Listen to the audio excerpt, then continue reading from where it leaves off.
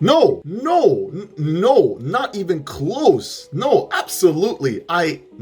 Just no. If you ask this question to the majority of men, they will tell you that women have an easy life, that they have to work for their value, they have to build themselves, and women are just born with value. They're such lucky girls. And then if you ask a woman the same question, the majority of them will tell you that, oh yeah, men have it easier than us. So much easier. They get the male privileges. They get to be the top of the class. They will tell you that women have so many struggles to go with day to day in their lives. But what men have so much male privileges. They're such lucky guys. You know what? Let's ask a different question now. Let's say you were working a 9-to-5 job and you were talking to somebody else who was self-employed, for example. You know, a person that's self-employed is going to look at a 9-to-5 person and it's going to say, wow, look at him. He's so stable. He's got his career set and straight. He can take care of his family. He can take care of his kids. He has all the stability in the world. And then a person that's working a 9-to-5 job is going to look at that self-employed person. It's going to say, wow, how lucky he is to be working on something he loves, to get so much money, the potential growth and all of that. The thing is, we understand our struggles so much. When you follow a career path, you can, from A to Z, explain to a person all of the struggles that you're facing. I'm a software engineer and I can tell you from A to Z all of the problems that I'm facing. Trust me. But when a doctor, lawyer, clinic, nurse, whatever comes up to tell me about their struggles, I can't fully relate to all of the things that they're going through because I have never been there in their shoes, all of the issues that they've gone through. Yes, I can sympathize to a certain degree, but I can never fully understand the issues that is going on in their minds. I have not been in their shoes. And this is just the career part of life. A woman and a man have an entirely different side of their lives. When they are born in this world, they get chosen a completely different life. As silly as this sounds, whatever you have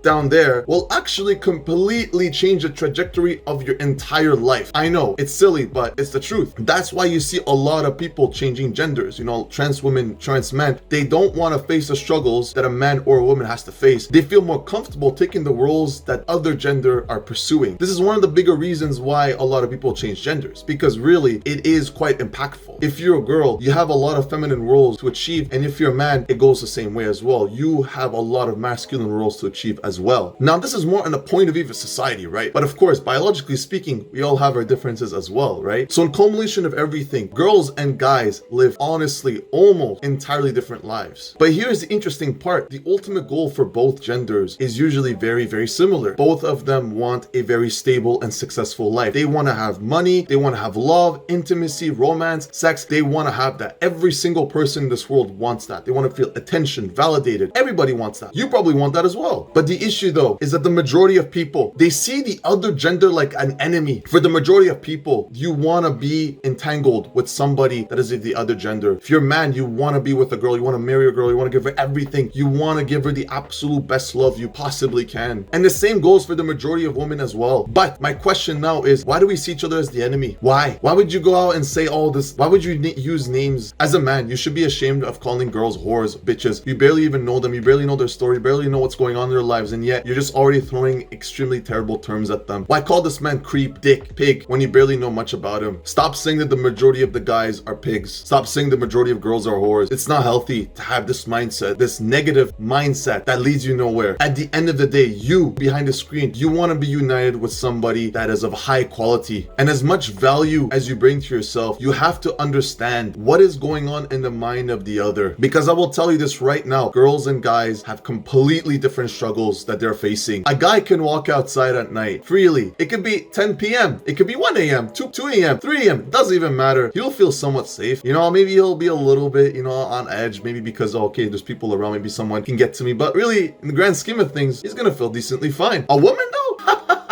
Not even close. A woman will feel scared. She will be terrified to walk outside around that time by herself. You can talk to any woman and they will tell you how insane it feels for them to walk outside during that time. You can ask any woman and they will tell you how incredibly uncomfortable they feel when they walk outside, especially when there's a man walking behind them or another person walking behind them. They start getting this insane level of anxiety because, it takes just a split second for somebody to make a decision to literally take away their life. And you're probably thinking, take away their life? What do you mean? The guy's just gonna take her and use her. Well, what's the difference between a girl getting killed versus getting your body used. Honestly, it's almost the same thing. A lot of guys don't understand this perspective, but really, you might as well have taken her life away because she feels absolutely terrible after this kind of experience. It's horrifying, very horrifying. And speaking of sex, intimacy, and all that, and the topic of romance and all that, man loneliness, oh God. A lot of women are completely clueless about man loneliness. They don't even understand how lonely men are in the dating market right now. I have so many female friends of mine, so many girls that I know that I talk to about like my dating experience or other guys' dating experience that I know, and they are incredibly shocked when they hear that the majority of guys can barely get matches on dating apps, don't even get approached, don't even get complimented, nothing, that the guys do all that work. Think about how crazy it is for a man to go on Tinder or any other dating app and he's probably gonna get maybe 1-2 matches, something like that per week, and then grab any other woman. Doesn't even matter how attractive or how unattractive she is, she will literally get maybe 50 matches sometimes in a day. It's crazy, but it's true. Literally, you can look at statistics, you can look at anywhere online, you will find that girls have the upper hand when it comes to the casual hookup dating life. But now, here's the thing though, the majority of men will tell you that this is true. They will tell you, oh yeah, girls got the whole power in the dating game. And you know what? That's true. In the dating market, casual hookup, sex, I agree with that. But when it comes to marriage, however, it's an entirely different thing. You see, a man can screw around a bunch of girls, in his 20s, early 20s and whatnot. He can go ahead and have sex with as many girls as he wants to, as many, doesn't even matter. He can do it with plenty of women. He can go drinking, party, it doesn't matter. He can do it all, as long as at one point he stops and suddenly, he can grab whatever woman he wants. He can almost grab any woman he wants. It doesn't matter. Oh, it's all past him, it's fine, move it on, that's all good.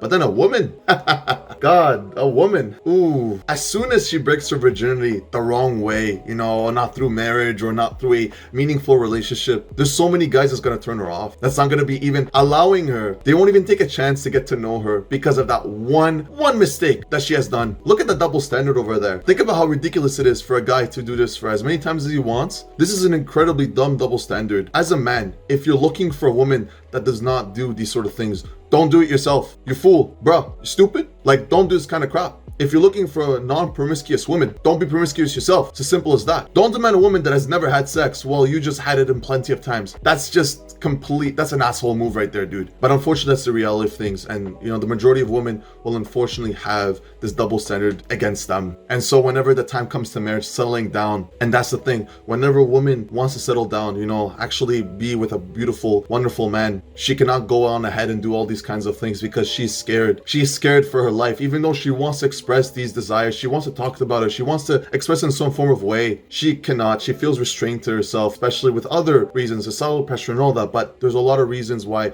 a girl will not be comfortable talking about these sort of things. That is one of them. And it sucks really because a man is capable of expressing himself in that sort of way. I'm not condemning the action of doing it, of hooking up and all that, but it's great that a man is able to express themselves in that sort of way. But a woman not being able to express, one of the core features of a human being, one of the core desires that we have, she's not allowed to express that. She feels like a whore. She feels horrible. That messes up with their mental health, with how society's putting it. And as a man, you might be thinking, girls get so much attention. Why can't I get any attention? Why can't I get any approaches from any woman? I'm just here, like, am I always going to be needing to approach people? Am I always going to need to do this? Well, that's true. That is very true. And I condemn this. As a man, it's very annoying to be the one that's always approaching, always chasing, always taking the initial risk. Who pays for the first dinner? Who approaches? Who talks? Who initiates everything? It's man usually. Man usually initiates everything. They take the initial risk. A girl can just end up going on a date, have a good time, get a good meal, and then leave, and then never talk again to that guy. How do you think this is going to feel every single time a guy tries with 10 other girls? How do you think a man is able to deal with this, with their mental health? How do you think it's going to feel? The majority of men go through this all the time. They're looking for love. They're looking for intimacy. And yet a lot of girls end up taking no risk at all, which really sucks, right? But then the thing is, girls also have a struggle on that too. Yes, they do get approached, but it's not like they can selectively choose the people that approaches them, because they get approached by lots of creeps that do really terrible things. A lot of guys that approach women don't know how to do that. They don't know how to actually be sociable with them. They don't understand that girls and guys can be talked to the exact same way, you know, like with the exact same amount of respect, the exact same amount of value. They don't understand that, and so they approach girls in such really disgusting and disrespectful ways, you know. And how do you think it makes a girl feel whenever a guy comes up and says really inappropriate comments to her? You know, she's having a good day, she's walking around, and then the guy just goes up and says, "Oh, you have nice tits." How would you feel if a girl walked up to you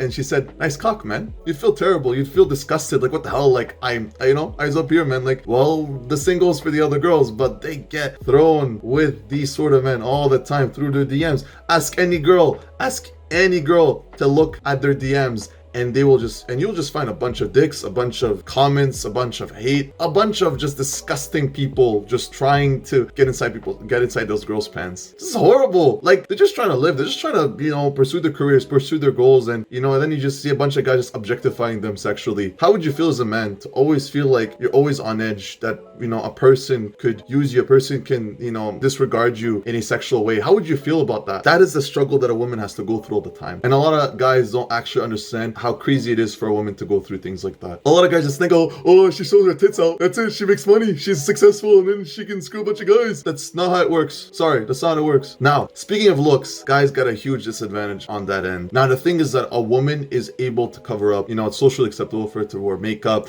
you know, to dress up in certain ways that will make her look, you know, great, appealing to anything. You can take any woman with the right amount of makeup, she'll look great, she'll look amazing. Doesn't even matter. A guy doesn't have that luxury. A guy, not even close. If a guy is born with a face or physique that he's not proud of, he has a lot of work to do. In this modern society, a guy needs to put in work. A guy needs to go to the gym. A guy needs to take care of his physique. A girl can look great and fashionable even if she lets herself go. It's completely acceptable for a girl to be thick, you know, slightly fat, chubby, whatever. You know, it's fine. Guys will still desire her. It doesn't matter. But a guy with some chubbiness or with some flabs or whatnot, heck no. He'll be completely undesirable, unfortunately. He needs to put in a lot of work. He needs to go to the gym. Naturally, a man is supposed to be, you know, doing some labor, working, going outside and actually putting the work. But the thing is that given how our jobs are, it encourages us to sit down in the computer and a desktop.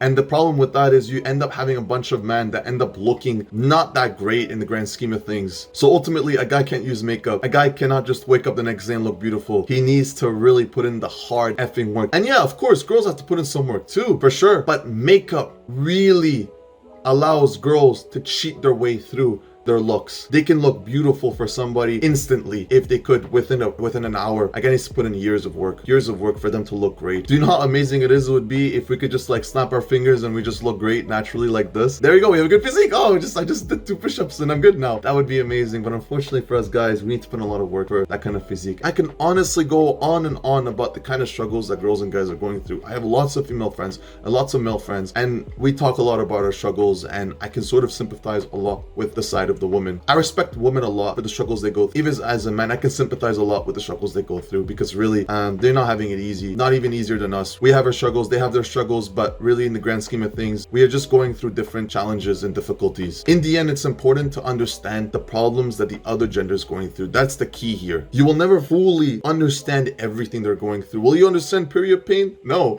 You won't understand period pain. Will you understand how it feels to be kicked in the balls? Maybe not if you're a girl, but it's okay. At the end, it's important to talk to the other gender. The key to this video, the key point of this video, is to bring awareness to the fact that we're not enemies. We're not enemies. We're not trying to attack each other. We're trying to love each other. We're trying to complete our lives together. So in the end, there's 2 things you can do. You can keep hating us, keep hating the girls. You can keep just hating for life. So now here's something I would recommend. If you have sisters, if you have brothers, you know, if you have some people of the opposite gender that you're connected with, talk to them more. Actually connect with them. Try to have meaningful conversations with them. Try to actually understand what's going on in their minds.